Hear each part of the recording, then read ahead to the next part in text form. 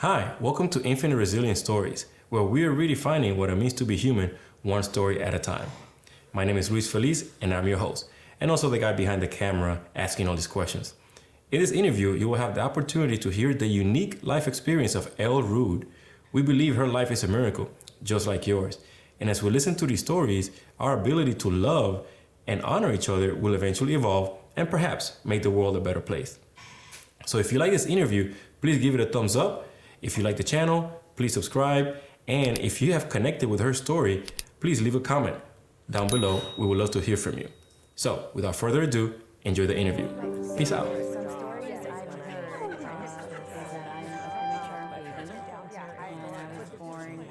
Thank you for doing this, by the way. Yeah, absolutely. All right. And let's get started with, what is your name? My name is Elle Watkins Rude. All right. Where were you born? I was born in Salisbury, North Carolina, Okay. When? small town, in 1979. Okay. Any stories you've heard about your birth? Yeah, I remember one story. The funniest thing is that it's not necessarily about me. My mom talks about how when she was in labor, my dad left to go get some M&Ms or get M&Ms and pizza or something like that with his buddies, and then came back later when she was further along, which I would have killed Jordan. That would not have happened. No. All right, now, what's your dad's name? My dad is John Palmer Watkins. Okay. Where was he born? My dad was born in Catonsville, Maryland. Okay. You know what? Maybe Baltimore, actually, but he grew up in Catonsville. 1950, 1955. Yeah, I think 1955. Okay. What was his occupation, or is his occupation? Well, his occupation for the longest time when I was a child was he was the senior vice president of Food Lion. And then he moved on to be in a management position for several other companies until he decided he wanted to be just an entrepreneur. And he opened several ice cream franchises. What are the franchises? The ice cream franchises are Brewster's Ice Cream. Okay. Yes. Awesome. Mm-hmm. Now, what about your mom? What's your mother's name?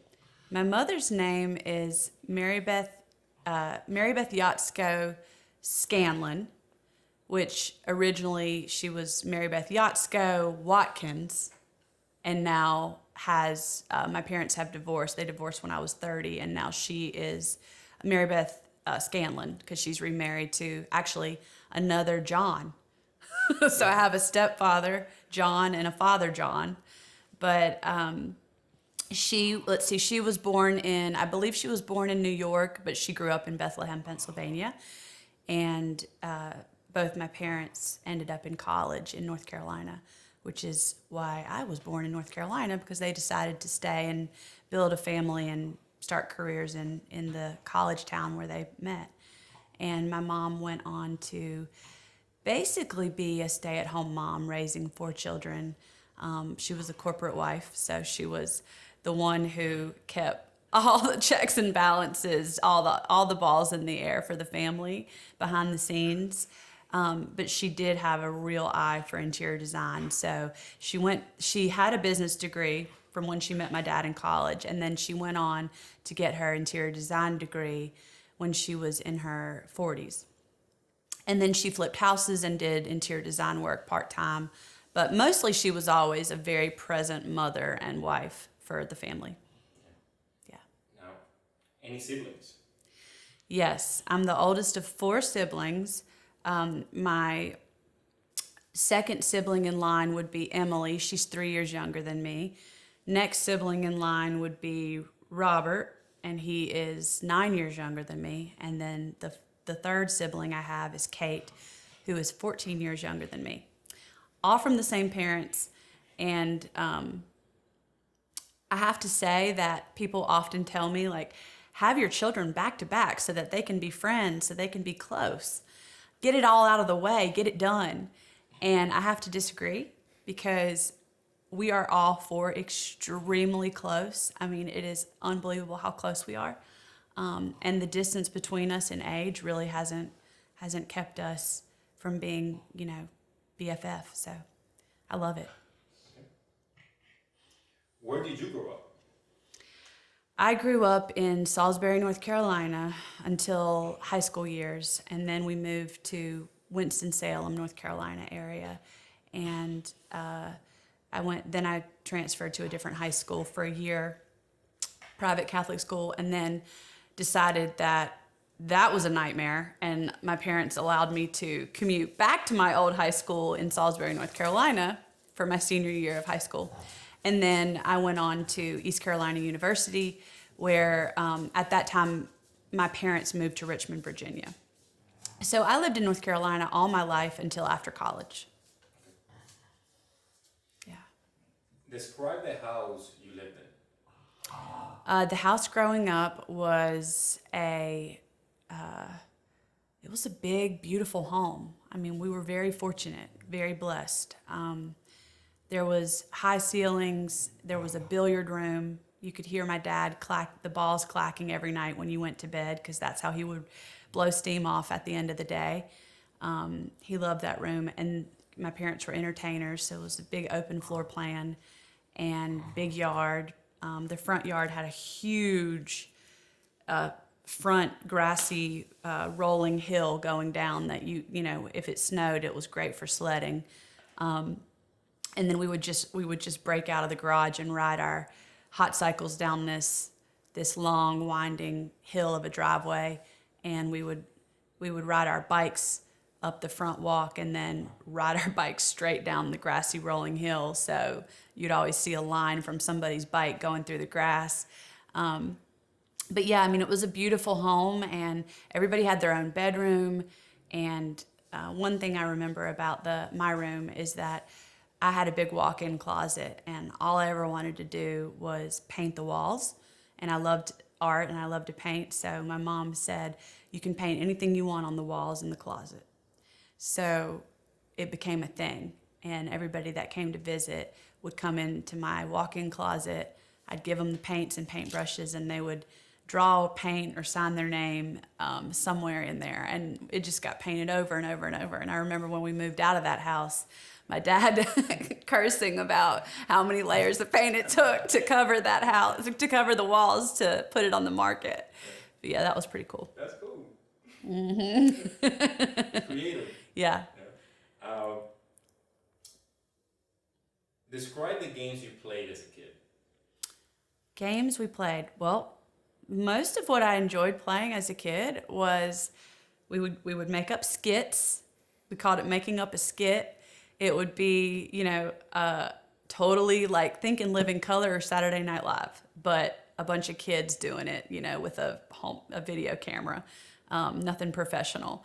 So we would put on performances, dance performances, songs, magic shows, and skits that were comedy skits pretty much in front of our family and friends. And we would even sell tickets to the neighborhood kids for $0.25. They could come in and watch our performance, or they could come to our carnival, which we would set up a carnival in the garage of all different activities, like bobbing for apples, or you could bob for apples, or you could play go fish. We'd have a fake fishing rod, and we'd throw like the rope over the back of a stand-up like folding closet, and somebody would be behind there, and they'd attach like a prize to the hook. So we had basically like old-fashioned carnival games and would sell tickets. So, I mean, it was not normal. It wasn't like we played board games. It wasn't just tag or those hide and seek, like what traditional games kids play. Everything was always over the top, and there was performance involved. And then, of course, we started videoing those things later. And my brother went on to be a famous actor, so yeah, I like to say that I groomed him for that role. But yeah, nothing normal. We would swing naked on the tire swing in the backyard, and then this is pretty funny. In the backyard, once you got past the grass, there was a lot of woods. We had a tree fort back there and a tire swing and a bridge that went over a creek that my grandfather built. And what I prided myself in was making this my like own little never land back there. So we had a trail that led from the grassy part of the yard. Like once that stopped, this trail started and it went through this wooded area over a bridge back to the tree fort. You could take a left fork in the trail to the left and go to the tire swing, or a fork in the trail to the right and go to the place where we buried some pets. I mean, it was legit. And so I would sweep with a broom. I would sweep that trail with a broom and make it smooth. And then we took a shovel where there was any hills, like to go over the creek and things. We took a shovel and we like routed out stairs. And I would sweep those. And this was like North Carolina clay, that red clay. So it really was like a hard surface, you know, but don't get it wet because it won't come out of white carpet. Yeah. But that was I remember doing, and we would go into the neighbor's yard. They had like a valley in their backyard. They had a huge piece of property, and it went like into a totally new neighborhood back there. And they had a larger creek. And so somebody in the neighborhood tied a rope from a tree at the top of this valley, stretching down tightly to a tree down at the bottom of the valley across a creek. Okay. So then we got the idea that we could hang glide on that. So we took a pair of, what was it called? Like a 10-speed bicycle? I think we called it a 10-speed. Like, it was like the kind of bicycle that you really get professional in. A road bike? I don't know. It was like the kind of bicycle that you would go long distance on. Yeah, okay. I think we called it a 10-speed. But anyway, we got a pair of handlebars off of one of those, and we put it on the rope, and we would hang glide down. Don't let go, because you'll break your neck and die. Yeah. But if you're going to hold on, it's fun. Yeah. Very dangerous. Yeah. Now, you share about skits that you guys used to make, create your own. Right. Which one's your favorite one? Favorite skit.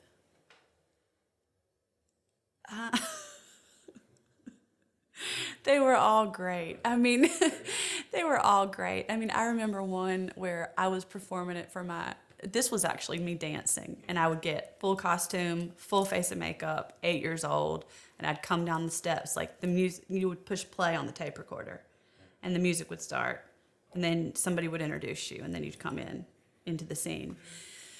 So I remember dancing in the billiard room for my grandfather. We call Paw Paw, and dancing around, and then like I tried to like dance and move in like a backwards run, and I slipped and fell, and then played it off and tried to make it look like it was meant to be, you know. Yeah.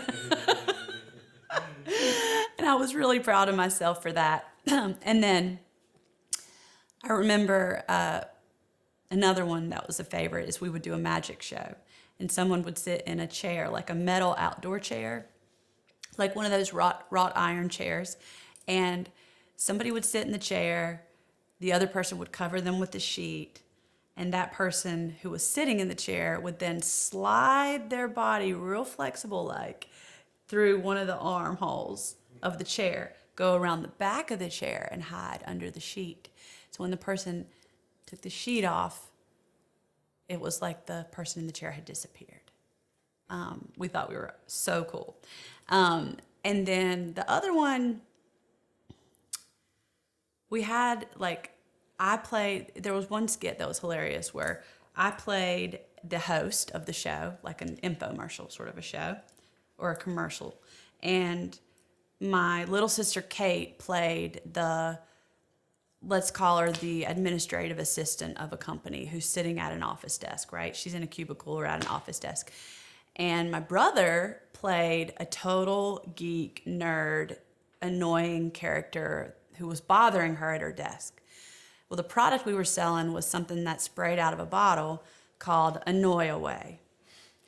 And when someone is annoying you, regardless of the reason why or what they're doing to you, you spray it and they go away because it has a horrible smell.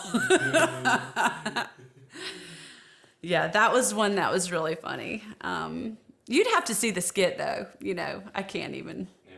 You still have videos of them? We have it on a cassette tape somewhere. I do have the cassette tape, and I need to, or not a cassette tape, a videotape. And I need to get a VCR and see if these tapes still work. They've been moved 100 times and stored in attics, and I don't know, but if they work, they're worth a lot of money. Right, so now, if you had to describe your childhood with one word, what would it be and why? Blessed. Just so blessed. I mean, I always say, I had the perfect childhood.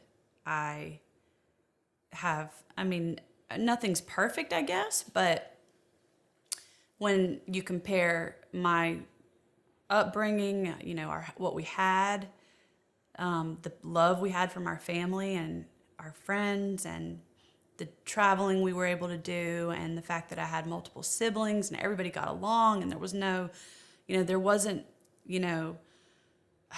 that one thing in the family that, oh, that's a terrible situation. It was all good, so just very blessed and very fortunate. And I sort of always thought to myself, well, what's coming at me later? Something's coming for sure. This is just too good to be true in comparison to some other people's lives that I had seen play out, What sort of things did your family celebrate? Our family celebrated everything. Our family celebrated all holidays, birthdays, good grades on report cards, promotions. I think the normal things that families celebrate. My mom was a gatherer and the type that would want to bring everybody together. So I would say we celebrated family and we celebrated relationships with friends, probably more than the average human being. Okay. Can you describe a typical family gathering or celebration of a holiday or birthday? What's happening in one of these? There's dancing. If you ever were at any of our celebrations, there was dancing. The family, it's just a bunch of hams in our family, a bunch of people that like the spotlight. So being hilarious or dancing or singing or somebody playing the guitar. My dad would play the guitar. There was probably margaritas. There was probably chips and salsa, always. And shooting games of pool, playing categories. For sure, that was always a game we did play, which maybe that is a more traditional game. Categories. Can you describe it? Categories is actually more like a board game, but it's one where you can get on teams or you can play individually. You have to roll a dice, and whatever letter pops up, that letter is the letter that everybody has to complete a list of questions. Each answer has to start with the letter that's been rolled on the dice, and you've got like a minute and a half. So, it challenges your mind, but it also provokes some comical answers. And if your answer is not really legit, then the other people playing the game get to vote whether or not, So you do find out other people's strengths and weaknesses, and you also find out how other people are cheating, likely to cheat in the game. They have their common ways that they try to pull one over on the rest of the group, I'd say.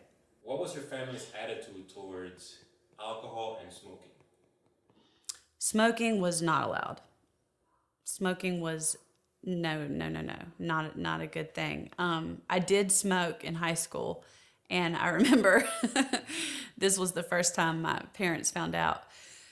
I was driving I was 16, so I was driving to high school, to my private Catholic school, wearing my cute little dress, that had to be knee length, and I thought I was the shizzle because I was 16 and I had a brand new black blazer loaded, so cool, right? And driving on the interstate, and as I went to exhale from a drag on a cigarette, I felt this like hot, this sexy sports car kind of beside me on the road. And I just felt like, this is like a sexy sports car. Like I saw it out of the corner of my eye, a nice black BMW. And I went to blow it out all sexy like, and I see my dad looking at me, who is a handsome guy with black sunglasses and a black BMW. Now, I guess I didn't realize we left the house at the same time that morning. I mean, I'm on the interstate, So he looks at me and he does not smile, right? He's just super serious. And I'm like, I'm screwed. So then he told me, like, you better, how long have you been smoking? And I said, not long. And he was like, well, good, then it won't be hard to quit. Don't let me catch that again. So that was that. And then alcohol, I mean, yeah, we were a bunch of drunks. I mean, no, alcohol, I would say alcohol was a social thing. I mean, my parents didn't drink every night or anything, but we would socialize a lot, and everybody was always having a drink or a beer or a glass of wine when my parents were socializing. We weren't allowed to drink until, we got out of the house and went off to college, but they knew we snuck it sometimes. There was one episode where Dad was like looking and doing his inventory for his Saturday night fun. I guess they were having people over. And he said, "Who got into my wild turkey?" And I overhear it from another room in the house. And my younger sister, Emily, 3 years younger, said, "Ellen did that. Ellen drank it." And I'm like, oh, and then my dad says, "Ellen didn't drink all that. She'd be dead." And I'm like, oh. Well, I had a couple friends help me, Dad, but yeah, we did. Crazy. Okay. What was his discipline like at home? Discipline was there. We would get grounded. The funny discipline stories, though, are like the younger years, where we would get the spoon. We'd get spanked with a spoon, a plastic spoon. And it didn't start off as a plastic spoon, though. It started off as a wooden spoon. So I remember being about probably 5 years old and did something wrong. And me and my little sister, who was a baby, we were sitting at the breakfast table. And whatever I did deserved to be punished. And my mom grabbed the wooden spoon and she was obviously psycho because she had 2 kids and my dad was never home working a corporate job. So she was hitting the table with this wooden spoon saying, "You will not do that again." And then it broke in half. And I was supposed to keep a straight face, I guess. So I definitely laughed. And she laughed too. But then she got a plastic one out and said, "This one won't break." I was like, oh, snap. So then it was a plastic one from then on. She would threaten us like, "You're going to get the spoon." And we would not want the spoon because that thing hurts. That thing stung, slapping your legs, slapping your ass. So we got the spoon. We got grounded. We had to go to our room. Grounded was more in high school. But I think things got crazy for my mom trying to be the disciplinary for 4 kids primarily. Because I think as I got to like age 17 or so, I knew that she was worn thin. And I knew that I could get away with more. Because once my dad was out of town and some girlfriends and we spent the night out at some boys that were already in college. And we told our moms that we were at each other's houses having slumber parties, which we weren't. So one of the moms called the other mom, and that's how they found out we were not at each other's house. And they didn't know where we were, but they tracked us down on one of our cell phones, which I think we didn't even have cell phones then. So it must have been like an emergency phone in a car. I mean, because you did have a phone in a car for like emergencies, but they tracked us down and they said, you better get home, right away. So I walked in the door knowing that I'm grounded. I'm in trouble. And I walked in and my mom was doing the dish, like loading the dishwasher. The other kids were running around. Her hair was a mess. I mean, she just looked like she'd been through it. And she looked at me and I looked at her and then I just smiled. And she smiled and she said, if you don't cooperate this weekend, I'll tell your dad about this. And I was like, oh, I've got her now. I mean, she's not even going to punish me. So that was kind of a good feeling. I felt empowered. Yeah. All right. What were they strict about? Your parents? What were they strict about? My parents. So my dad did not want me to wear fingernail polish to school. No fingernail polish to school. So if I tried to sneak fingernail polish, like a color, like a red or something, and he saw it, I'd have to go take it off before he'd let me go to school. Also, you were not allowed to call boys. Boys were allowed to call you, but you're not allowed to call boys. And you have to be home at 11 was curfew if you, like once I got in high school. And you could not be on the phone after 9 o'clock at night. Not be on the phone. So that was broken almost nightly. And that's an interesting thing, trying to hang up a cordless phone because you hear somebody else in the household answer one, or pick one up. Yeah. Like, oh. Or you're under the covers in the dark and you're trying to talk to your boyfriend and you're like, I love you. Yeah, I love you too. Like, I'll see you tomorrow. What are we going to do? Like, just ridiculous. So that was a rule. And then, I mean, there were certain things like you'd get home from school and my mom would have like a paper taped to the cabinet that had junk food in it. And it would say, not after school snack, this is a special treat or whatever. Or like there would be a bottle of soda in the fridge. It would have a paper taped on it that would say no or whatever. Like, just funny stuff like that. There was always a list of chores when you got home from school. You always had like some paper on the table that said what you were responsible for. And always on Saturday mornings, you woke up to a list of chores. So we definitely worked, but we were blessed. Yeah. Where did you go to school? From elementary to the highest? Okay, so I went to school. I went to a private Catholic school for kindergarten and first grade, Sacred Heart in Salisbury.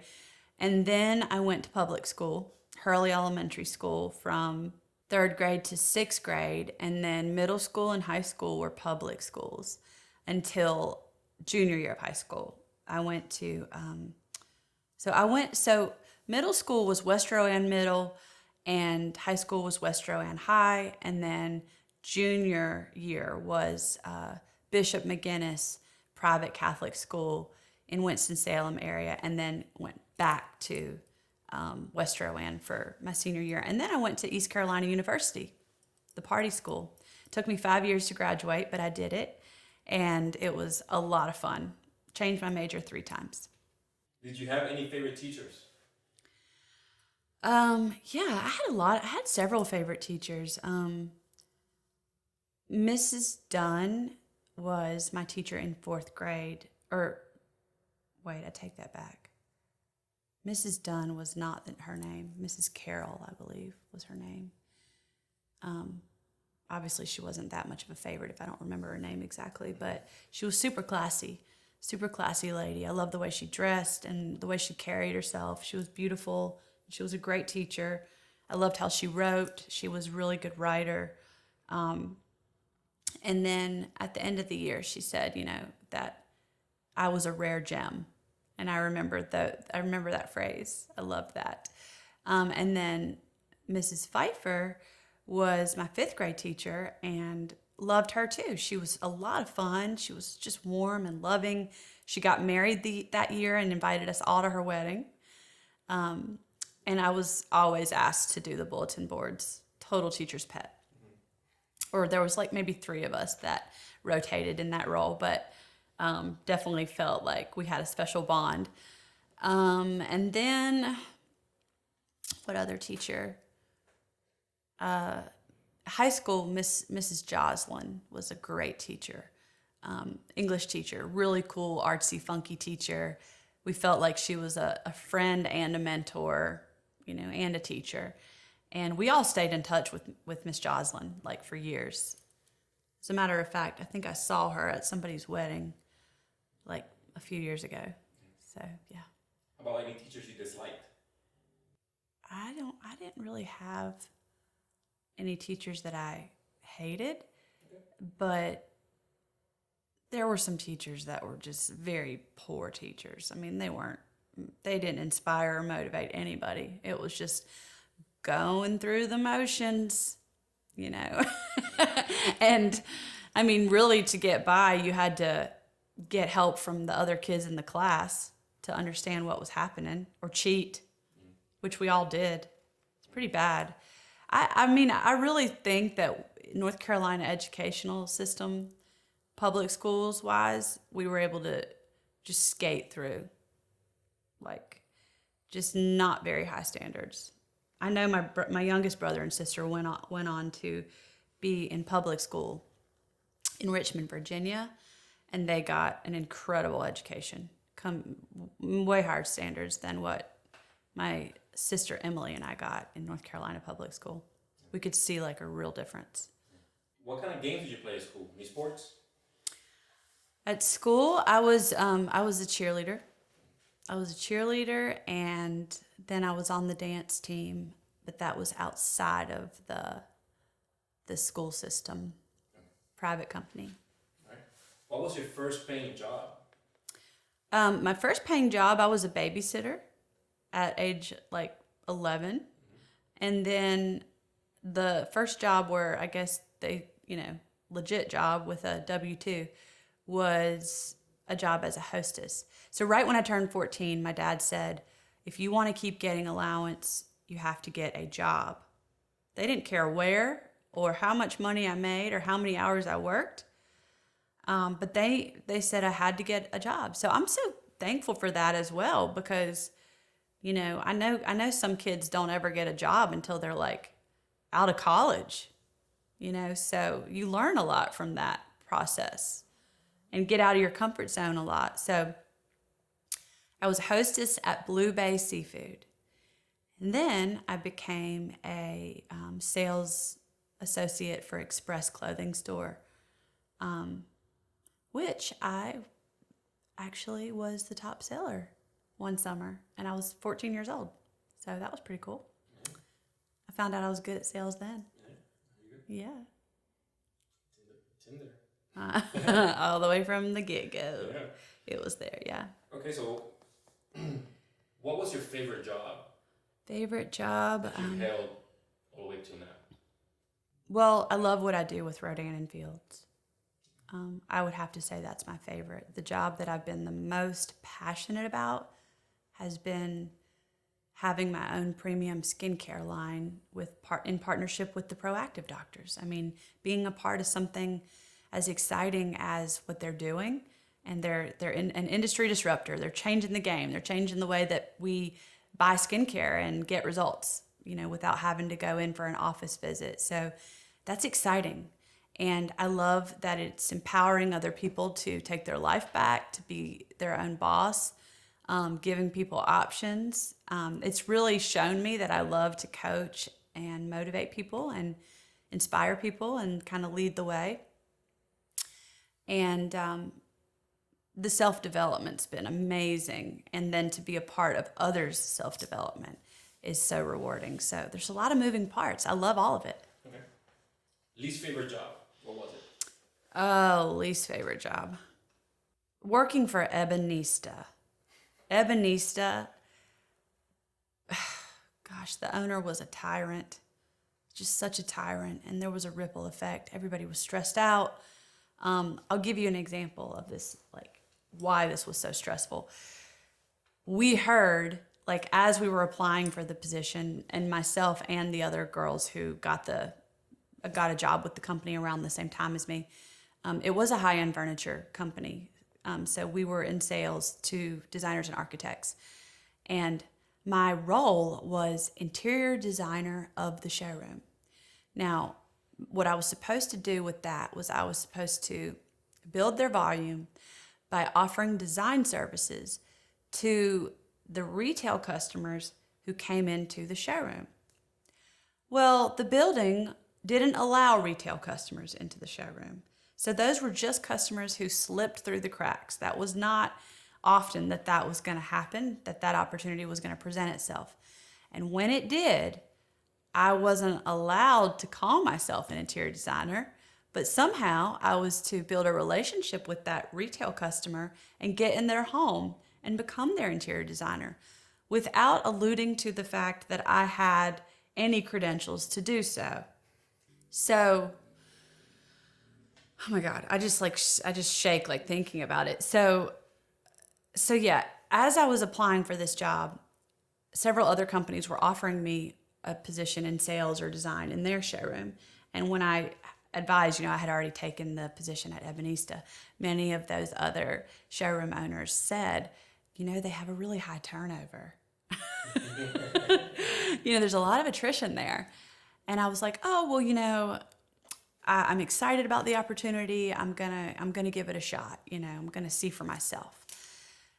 Well, all 4 of us who got hired at that time were all 4 fired on the same day, 6 months later to the date, and leaving the showroom with only one person working in it, who was the manager who hired us all.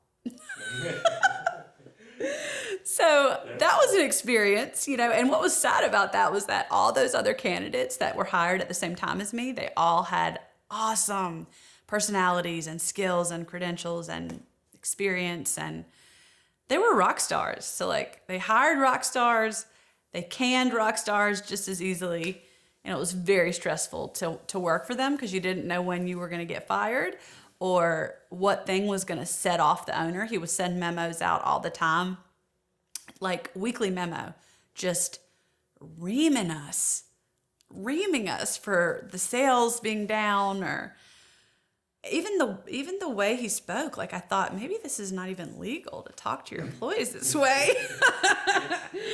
Yeah, so that was terrible, but it built character. Yeah. What do you like to do in your spare time? Spare time, I love to be at the beach. I love to eat. I like to have some cocktails and relax and be with my family.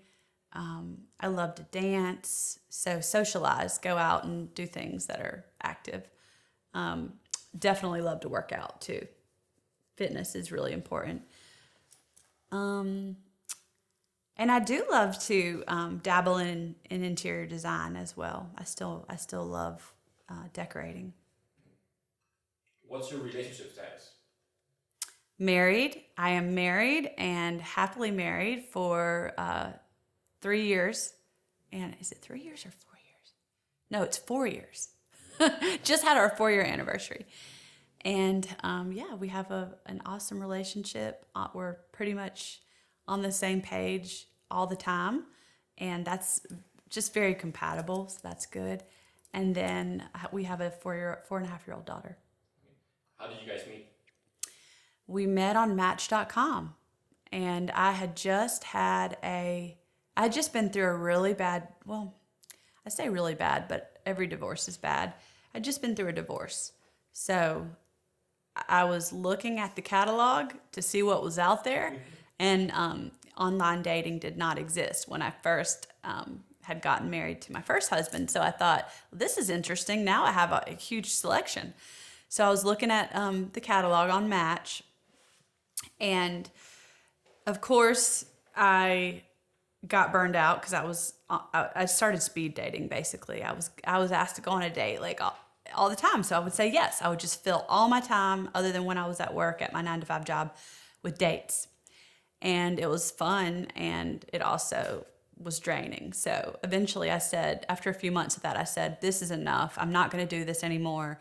I just need downtime. I need time with friends and family, and there's no rush for me to like jump back into a relationship with somebody. But I've already paid for one more month of Match.com, so I'll just check my 5 daily matches every day and see what they recommend. Well, the next day, Jordan was one of my 5 daily matches, and I definitely he slipped through the cracks on my end, because he had specifically put in his profile that he did not want a woman who had ever been married before. Well, I had just gotten divorced, obviously, so that was a total screw up somehow on Match.com's part. Big win for the universe, but big screw up from Match.com. But anyway, so I saw him and I was like, yep, he's definitely compatible, very handsome, and we connected. And it was only like a month and a half into the relationship when he realized that if I had ever referred to my ex, that I meant my ex-husband and not just my ex-boyfriend. So, but by then he was hooked. So it was all good. Where did you get married? Well, we got married in Mexico, in Playa del Carmen, Mexico. And we had a 8-month-old baby with us at the time because we got pregnant the night he proposed. We're pretty sure, we're 98% sure we got pregnant the night he proposed. So I said, I am not having a wedding pregnant. Okay, first of all, it's already going to be stressful enough. I'm already going to be hormonal. I don't need stress of a wedding. I don't need all of that. And I am definitely not spending money to throw a party that I cannot have a beverage in my hand. So we decided to wait until she was about 8 months old and have the wedding and have her, have her be there and part of it. So since the whole family was together in Mexico, we thought, why not baptize her at the same time? Yeah. Kill 2 birds with 1 stone. So we had the wedding, and as soon as we kissed, as soon as Nathan, married us and said we could kiss each other, then we asked for our mothers to bring Kai over to us, and we went into the ocean and baptized her. So that was pretty awesome. That was really awesome. And then after we dipped her little head in the ocean, then my husband Jordan picked her up over his head like the Lion King, like, a Wimboe, in the jungle, the mighty jungle. I mean, she was just like, ah, it was so cute. We've got pictures of it. Yeah. It was a great memory. All right. Now who pays the bills? Ha! That's an interesting question. Who pays the bills? Well, I take the punishment either way. But that's not what you're asking. Okay, so we both pay the bills. Let's see. It's been a great partnership because when we met, I think I was the main earner, and then we were able to put a lot of money away, before we had a kid. And then I decided to, start building a business with a totally different company, my own business with Rodan and Fields.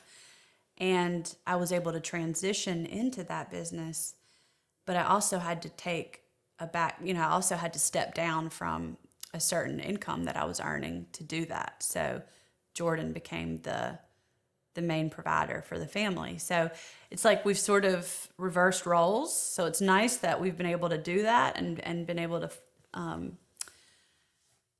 just fill whatever need is, each other is being called to do with our careers. We've supported each other that way. So it's been really great. Okay. So how would you describe your relationship? With who? With Jordan. My relationship with Jordan, we're best friends. We're best friends, and it just works. We get each other. Pretty much, I would say that he goes with my flow. Like whatever I really want to do, for the most part, he says yes to. And so I guess in a way I would say that I wear the pants in a way. But if there's something that really matters to him, he'll let me know.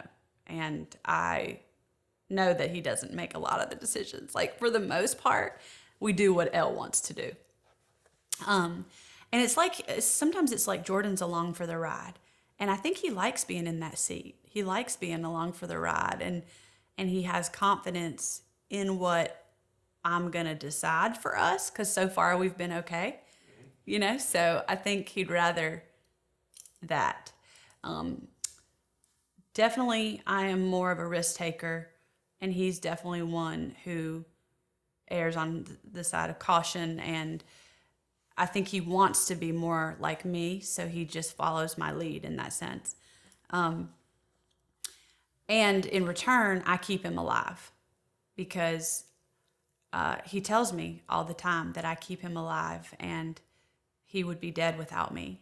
And I think that really comes down to, he battles depression. So I've been there to walk him through that and lift him up and love him through it and love him anyways, even though at times he feels like he's not worthy of being loved. And so that's where I know how strong our relationship is, because we have been on a roller coaster with that, and there's a lot of ups and downs, and we always come out ahead, and he chooses to keep fighting, and I choose to keep loving. Did you both have the same ideas about children, having children? Jordan and I having the same ideas or not about having children. Okay, well, yeah, we did. I think we both felt like, totally terrified of that, but sort of feel like we should do it because we didn't want to miss out on what that experience is in life, but definitely didn't want to do it until we met the right candidate. So I think we knew we were the right candidate for each other. And when I started talking about wanting to have his baby, when I wanted to have his baby, he was hearing that he should propose to me. So obviously he was in agreement with having the baby, so he proposed. But I remember when I told him, because I found out I was pregnant, he had literally just proposed to me when I realized I was pregnant, because we got pregnant the night of the proposal, like legit. So I went on a business trip, and I just knew something had to be wrong, because my boobs hurt so bad that if somebody hugged me, I had to don't hug me too tight. I had to push them off. And I thought, this cannot be a normal period. No, this is not normal. So after 3 weeks of that, I knew something was wrong. So I said, well, I'm just going to take a pregnancy test and figure this out. And I did that. This was a mistake. I did that on my way to Jacksonville, driving in the car. I pulled over to a CVS, took a pregnancy test in their bathroom. It was positive. I went and bought another one, took another one. It was positive. And then I had to keep that to myself while presenting to designers for 3 days in a row, all kinds of big presentations. I had to keep that to myself. And I didn't want to tell Jordan over the phone. So when I got home, I think it was a Thursday or Friday night, I got home and I was going to tell him, and I wanted to video his reaction. So we do have that somewhere, I think.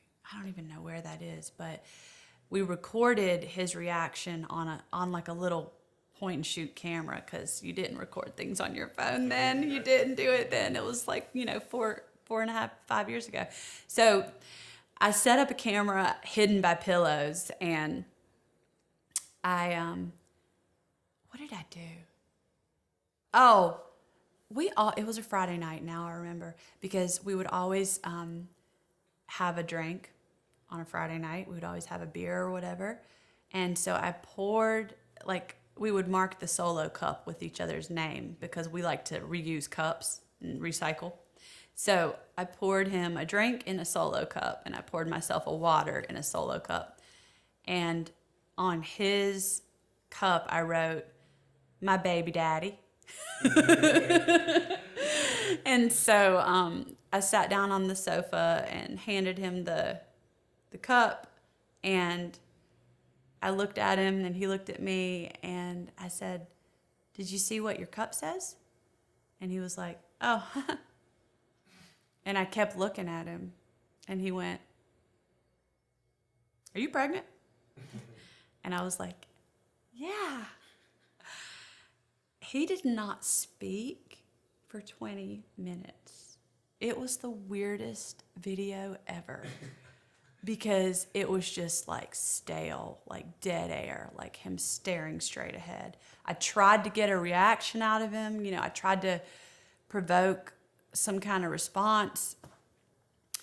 Finally, I said, "Well, are you happy?" And he was like, yeah, I'm just in shock. So it was kind of awkward. He was terrified, to be honest. He was terrified, and it actually set off one of his worst depressions because he was so afraid of the change and the responsibility of what that was going to mean for him to be a father. So that wasn't a whole lot of help for me. But again, I'm okay. You know, I have Jesus, I have family, I have friends. So actually it took like a good, it took like a good 5 months. And then I said, we need to go to therapy. And we went to therapy, and he was, the therapist said, "You guys are more in love with each other than anybody I've had in my office. You guys you communicate better than anybody I've had. I can't even help you guys anymore. There's nothing I can do for you. You guys are good." So dismissed. And then from then on, we were like golden, and he was ready to embrace being a father. But it was a shock to the system. It was a tough time for us being pregnant, and I had a horrible pregnancy. So to get back to your question there, we both decided that we were done, one and done. Now we haven't made it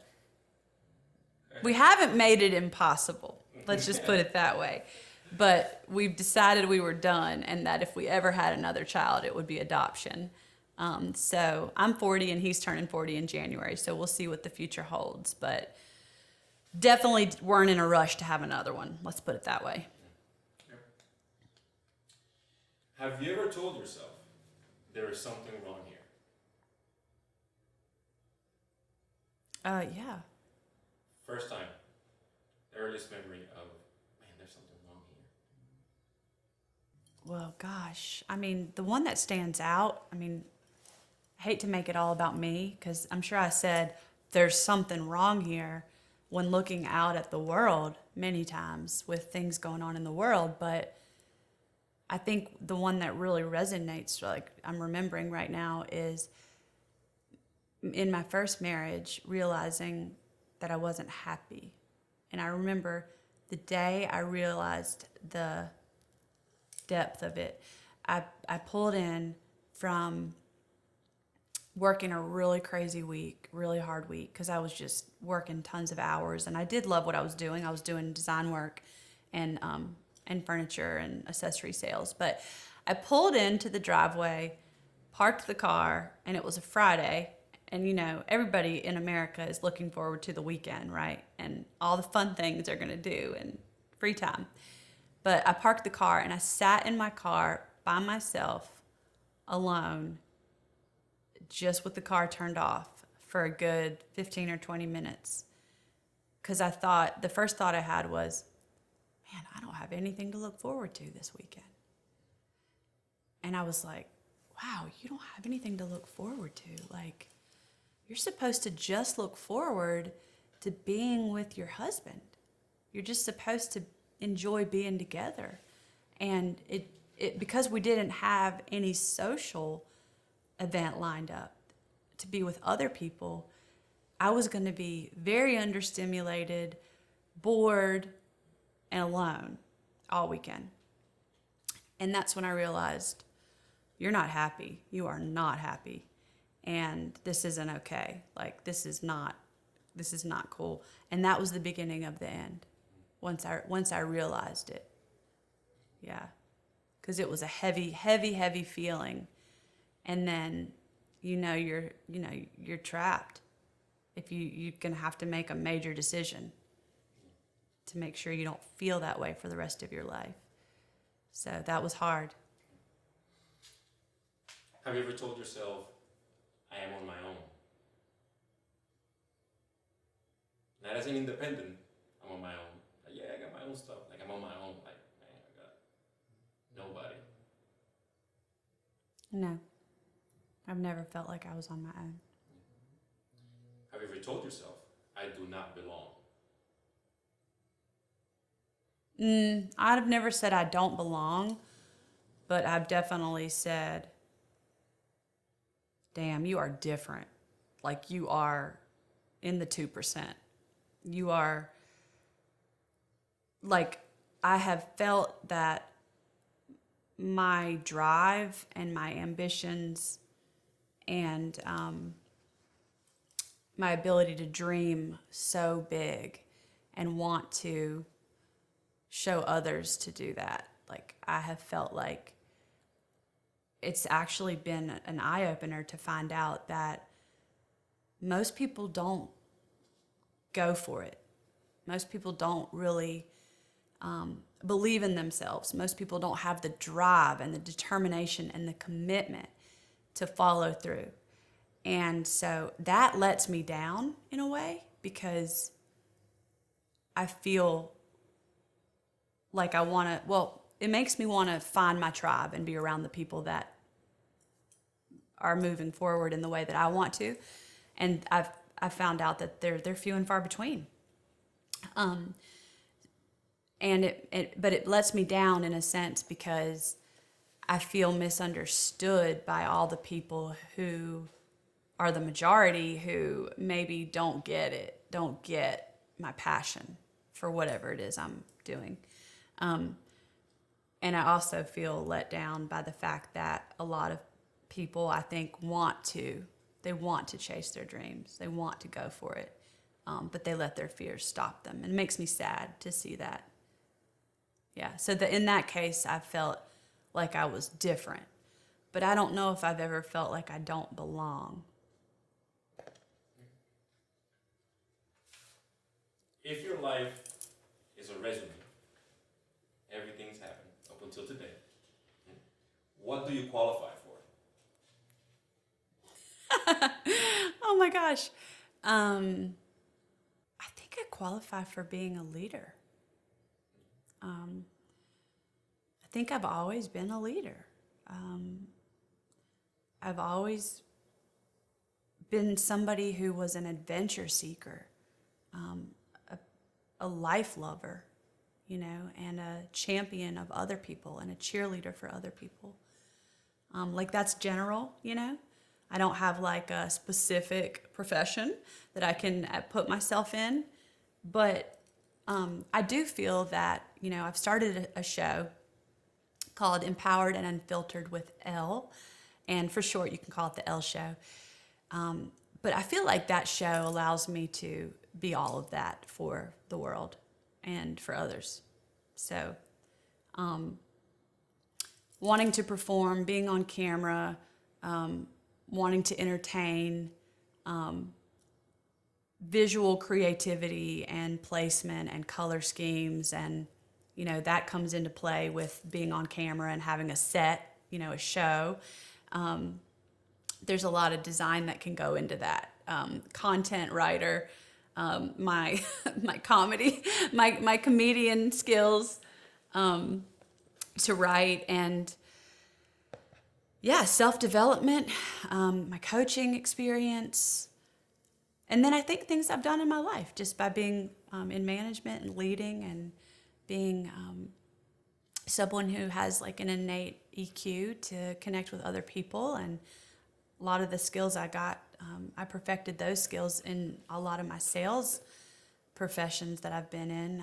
And then, I think about after I graduated college, I went and worked on cruise ships for 3 years. I really wanted to just go get it, go see the world and see what's out there and meet all different types of people, new people, and travel and embrace life and be fearless. So that sort of like set me up for something, to keep chasing bigger and better and more exciting things going forward. So sky's the limit over here. Okay. Who are you becoming? Who am I becoming? I think I'm becoming an influencer.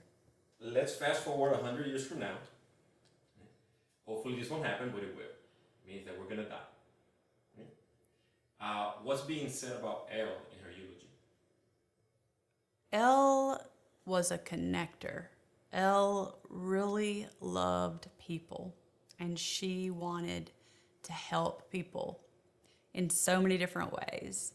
I hope that they're saying this about me, that I remembered them on things like they moved into a new house, they needed help moving. I remembered them when they had a baby and they needed a meal brought over. Like the Southern hospitality and the essence of everybody being family. I hope that's what they remember, because that's what I try to be. It gets a little difficult as my network continues to grow to touch everybody. But I think people will remember my energy. I hear it often that I have just an amazing energy, incredible energy, and excitement and enthusiasm, and that people are inspired by my drive and my passion. And they will say that I was a lover of life. The things I've already said, I think that people will say that because I hear people say that to me now. Total rock star. I hope that I am, but I hear that from others. And a go-getter, and an awesome sister, an awesome mother, an awesome wife. The woman who really had it all. You have an opportunity to say whatever you want, a message, parting words, about anything you want to the world. Whatever you want to say. What do I want to say? I have one thing to say to the world. Whatever you want to say. For however long. One thing that I have to say. Okay, so my one thing that I have to say is, if you're not living a life where you feel like you have a relationship with God, I would challenge you to try to seek it, and I would say you get out of that relationship what you put into it. So don't expect that thing to fall in your lap either, just like nothing does. Nothing falls in your lap. But seek that relationship with God, ask for it, and listen, because it's there and it's around you, and you can have much more richness and peace and clarity in your life and use that as your tool and strength to then chase your dreams and pursue your passions. I don't know how people get by without a relationship with God. That's my jam. So I feel compelled to tell you to seek that, because it's my everything at the end of the day. And it's the reason that I said earlier that I've never said, oh, I'm on my own, because I've never been on my own. I've always had God. And sometimes he's carrying me and sometimes he's walking beside me. But that is, at the end of the day, all you've got. Everything else will let you down. That's it. Yay!